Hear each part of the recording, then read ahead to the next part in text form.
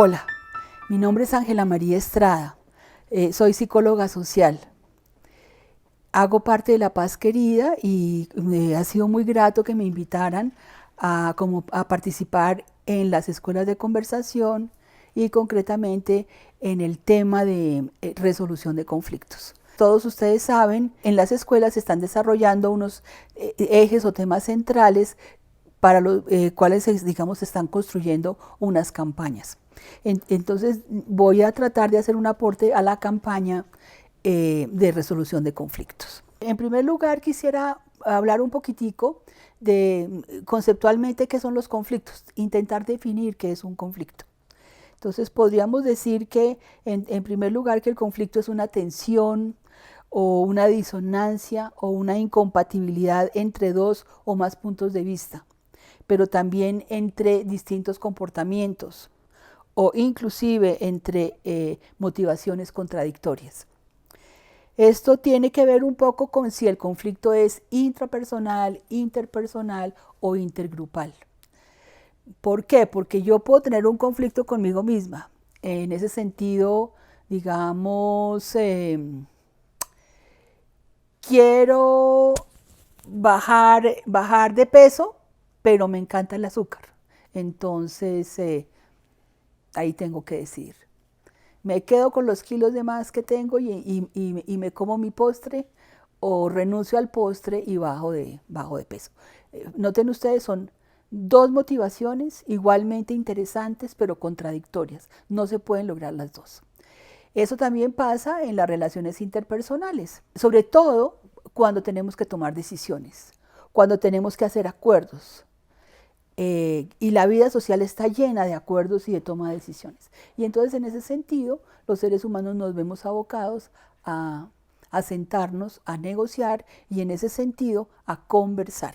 Ya ustedes han escuchado la importancia de la conversación, el valor que tiene en la vida humana, en el sentido de que así es como construimos la realidad, también como la cambiamos, y entonces por eso pues es muy clave entender que los conflictos se resuelven, los conflictos se solucionan utilizando estrategias conversacionales. Podemos decir que los conflictos involucran siempre o en alguna medida tres elementos. El elemento cognitivo, es decir, lo que las personas piensan, el elemento emocional, los sentimientos de las personas, y el elemento motivacional, lo que las personas desean, sueñan, quieren, aspiran, etc. La verdad y la memoria hacen parte de los temas o grandes temas de resolución de conflictos. Las personas luchan muchísimo y entran en conflictos muy serios cuando no están de acuerdo alrededor de la memoria, qué es lo que sucedió en un momento dado, o la verdad, es decir, qué fue lo que pasó, ¿no? Cuando la gente cuando no es fácil ponerse de acuerdo sobre temas que tienen que ver con la memoria o con la verdad, se nos presentan conflictos muy serios. Entramos en situaciones muy complejas y ahí es donde muchas veces las personas necesitamos ayuda para resolver los conflictos porque no lo logramos de manera autónoma. La aspiración, digamos, es que en la medida en que avancemos y nos convirtamos en personas cada vez más competentes en el uso de la conversación, es que tengamos más estrategias y más herramientas para resolver conflictos de manera autónoma. Es ideal que en una comunidad las personas tuvieran la capacidad de resolver muchos conflictos sin necesidad de ir a una instancia legal, a un juzgado, a pagar abogados, sino que a través de los recursos propios las personas pudieran sentarse y resolver la mayor cantidad de conflictos. Por supuesto, no todos se pueden. Cuando se trata digamos, de enfrentar un delito penal, de enfrentar una situación donde las relaciones, la diferencia de estatus y de poder entre las personas involucradas es muy alta. O también cuando se trata de conflictos intergrupales, es decir, ya no se trata de individuos, sino de lo que llamamos los psicólogos sujetos sociales. Organizaciones, empresas, sindicatos, grupos, asociaciones comunitarias, etcétera, puede ser que se requieran el concurso de la mediación. Un elemento que quisiera señalar es el siguiente: reconocer que toda crisis abre una oportunidad de cambio positivo y por lo tanto dispone a una solución positiva de conflictos. Muchas veces cuando nos enfrentamos a un conflicto, a una tensión, a una situación de estrés, en general sufrimos mucho, nos parece terriblemente negativa y no vemos, minimizamos todo el potencial positivo que la situación encarna en la medida en que nos ofrece una oportunidad de cambio y en ese sentido de resolver de una manera mucho más profunda alguna situación que uno tenga. Entonces no olvidemos, si nosotros cuando tengamos un conflicto nos preguntemos ¿qué oportunidad me ofrece? ¿De qué manera positiva podría yo enfrentar esto para crecer, para mejorar? Nos disponemos a resolver el conflicto de una manera mucho más asertiva. La resolución de conflictos sociales e incluso interpersonales a menudo se facilita, como les decía, a través de estrategias de mediación. En ese sentido, las estrategias de mediación, digamos, implican varias condiciones. Una condición es acercar a las personas involucradas en el conflicto. Cuando tiene lugar un conflicto, las personas se alejan. O sea, entonces no le vuelvo a hablar a aquel, no lo vuelvo a mirar, etcétera, etcétera. Y entonces, en esa medida, eso me va permitiendo un vacío y un espacio de contacto tan grande que yo puedo fabricar el enemigo que yo quiera a mi medida y completamente desconectado de unas características concretas. Entonces, la importancia, digamos, empezar un proceso de mediación implica acortar esa distancia, volvernos a acercar. En ese sentido es muy importante que siempre tratemos de reconocer cuáles son las cualidades del otro. En una resolución de conflictos es muy importante que yo diga con qué recursos del otro contamos para resolver este problema.